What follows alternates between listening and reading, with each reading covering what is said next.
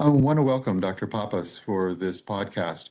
Dr. Pappas has been a pioneer in multiple fields in venous disease. He's the current program director and regional medical director for the Center for Vein Restoration and the program director, as I said, for their Venous and Lymphatic Medical Fellowship.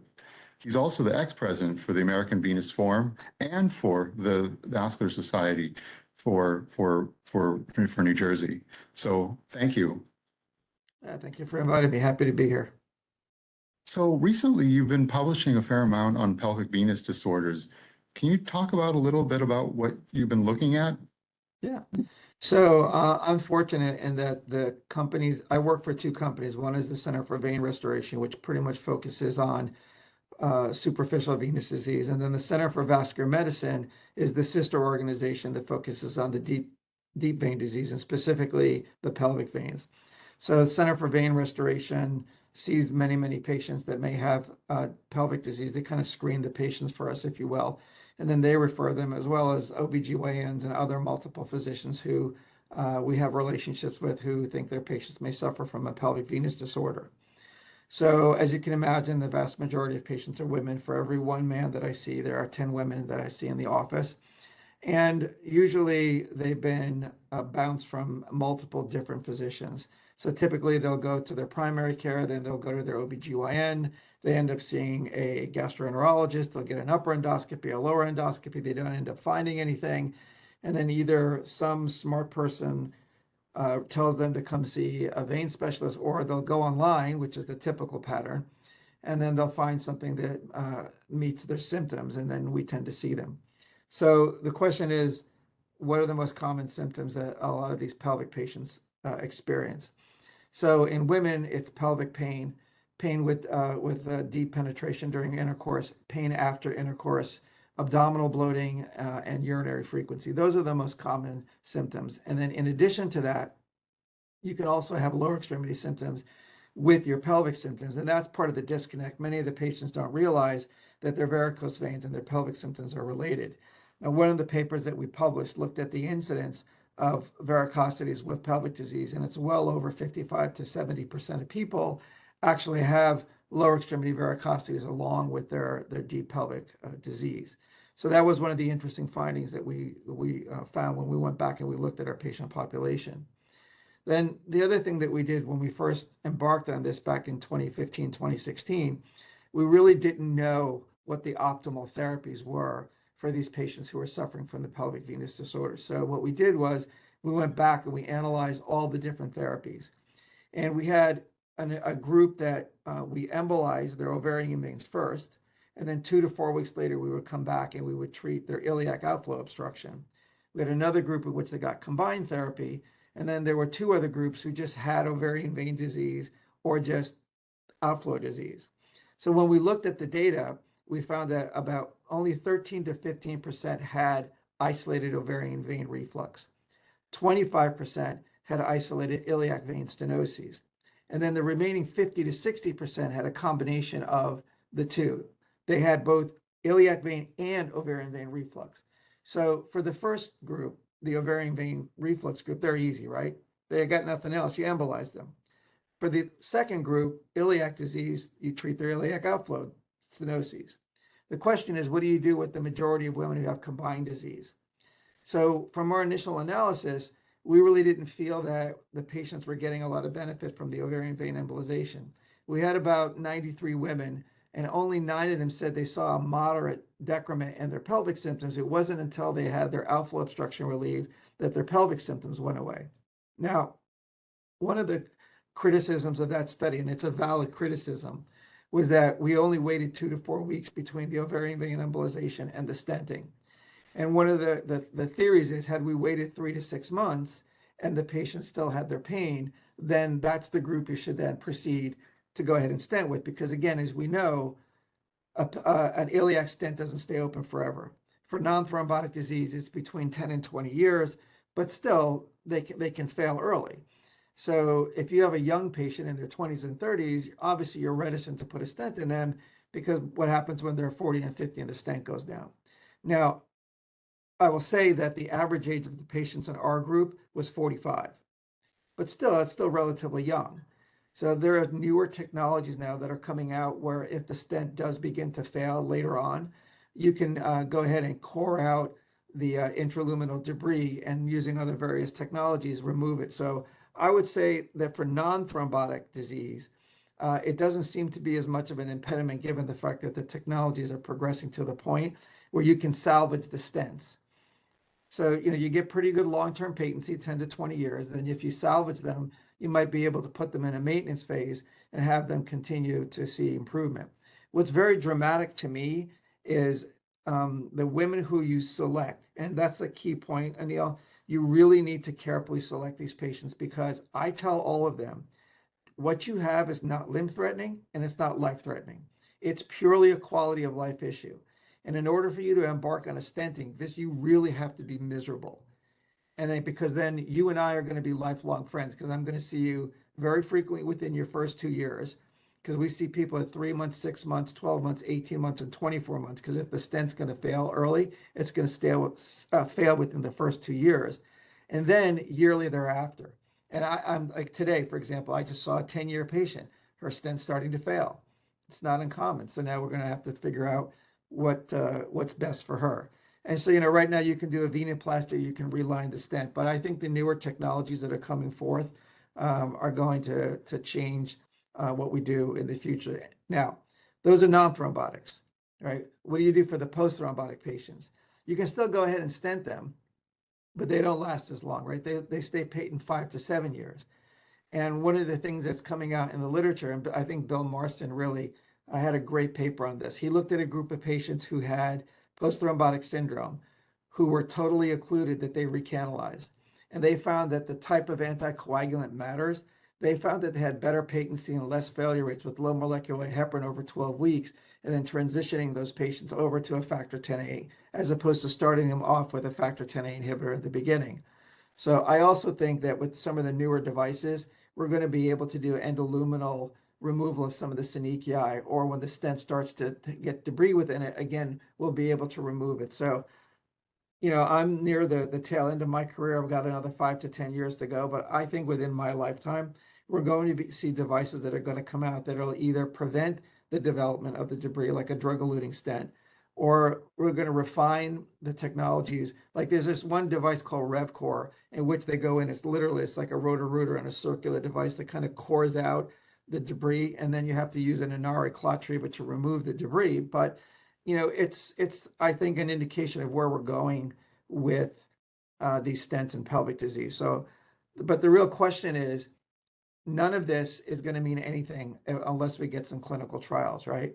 So for I know that you do this, and we run into a lot of problems with third-party payers who still consider this to be experimental based upon the lack of clinical trial data. So I know Ron Winokur is looking at a trial in which he's going to have look at only women who have ovarian vein reflux, no iliac disease, and he's going to embolize one group and he's going to perform a sham procedure in another group. So at first look, you say, well, what the hell's that all about? Why are we doing that? Well, I think that's what you need to do to show to insurance companies that it's not a placebo effect and that it's not experimental. And then after that trial, I think we need to look at the women who have combined disease, and we need to randomize one group to ovarian vein embolization alone and then stenting alone, and then see whether or not the embolization works in these patients. So just to be clear, your hypothesis is that the common iliac vein lesion is resulting in hypertension through the internal iliac vein and resulting in the pelvic symptoms and the pelvic reservoir for these patients. Right. So it's not only a hypothesis, but we've actually tested it ourselves. So we had one group of patients in which we had 38 women that we treated with combined disease, and all we did was stent them. Recently, at this year's AVLS meeting, we presented an update on 147 women, all of whom had ovarian vein reflux and iliac vein disease, all of them treated with stenting, and all of them did well. And the original paper of 38 was only out to 6 months. This group was out to 3 years. So I can tell you that none of these women came back for an ovarian vein embolization, and 90% of them had a pelvic reservoir by venography. So in terms of selection, so when you have a patient with pelvic venous congestion syndrome. What type of workup are you doing? I know you mentioned in the paper a little bit. So that's another study that we did because we were very, very concerned about the accuracy of transabdominal ultrasonography. So what we did was a receiver operator curve, and we found that with our protocol, it's transabdominal ultrasonography is very sensitive. We picked up 95 out of 98 stenoses. But when you want to get down to the degree of stenosis, it's about a 67% sensitivity and specificity to identify 60% stenosis or greater, but it has a very low negative predictive value. So transabdominal ultrasonography is a good screen. If the lesion is 5 millimeters in diameter or less, and then you take that number and you divide it by the reference vessel. Our reference vessel was the ipsilateral common femoral vein. It's usually a pretty good indicator as to whether or not a stenosis is present. But again, the presence of a lesion by itself is not an indication for a procedure. We know that 30 to 40% of people walk around with asymptomatic stenosis all the time.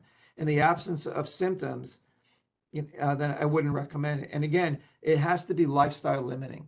And I think one of the things that I look for the national societies to do is that they need to develop a survey instrument somewhere on the lines of an RVCSS score, where we can use it to assess the degree of disease and then see whether or not our therapies have helped these patients based upon subsequent scoring systems.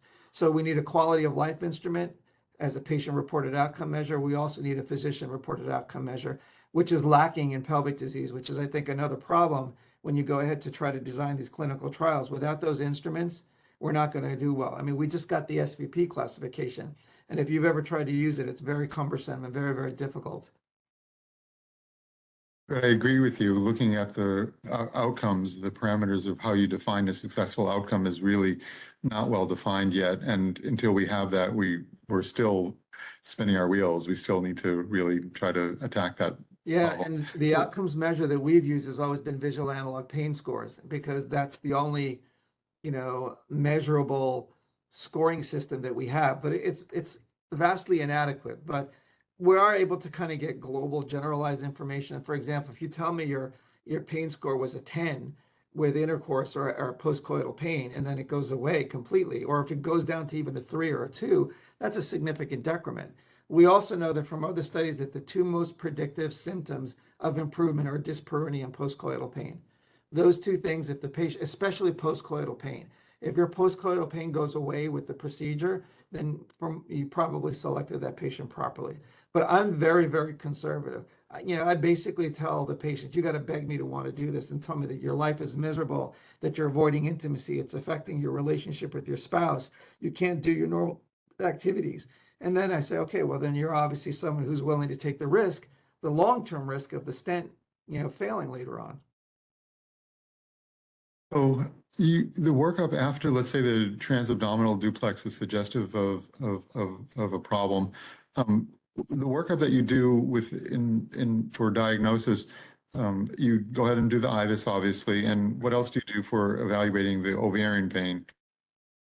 So again, our ultrasound looks at the ovarian vein. So we look at diameters. So if it's 5 millimeters or greater, and if there's evidence of reflux on the ultrasound, then usually during the diagnostic part of the venogram, we'll go ahead and we'll look at it. But based upon our previous experience with our data, we wouldn't treat the ovarian vein. We think the ovarian vein is an internal escape vein, and it's dilating in response to the pressure.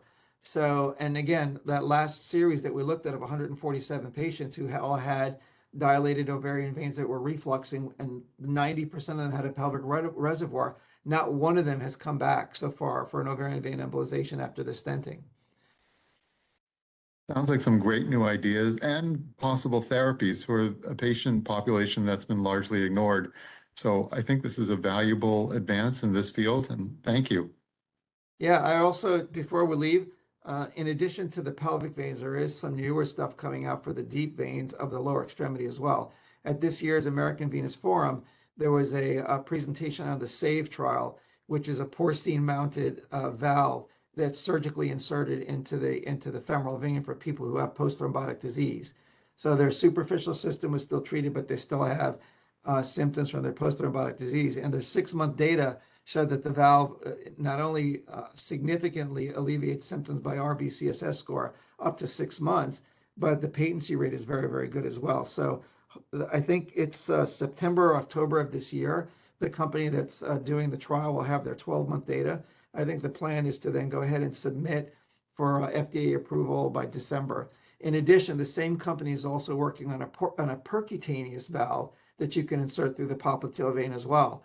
So not only do we have newer technologies in the pelvic region, I think we're going to start to see some newer technologies for lower extremity deep venous disease as well.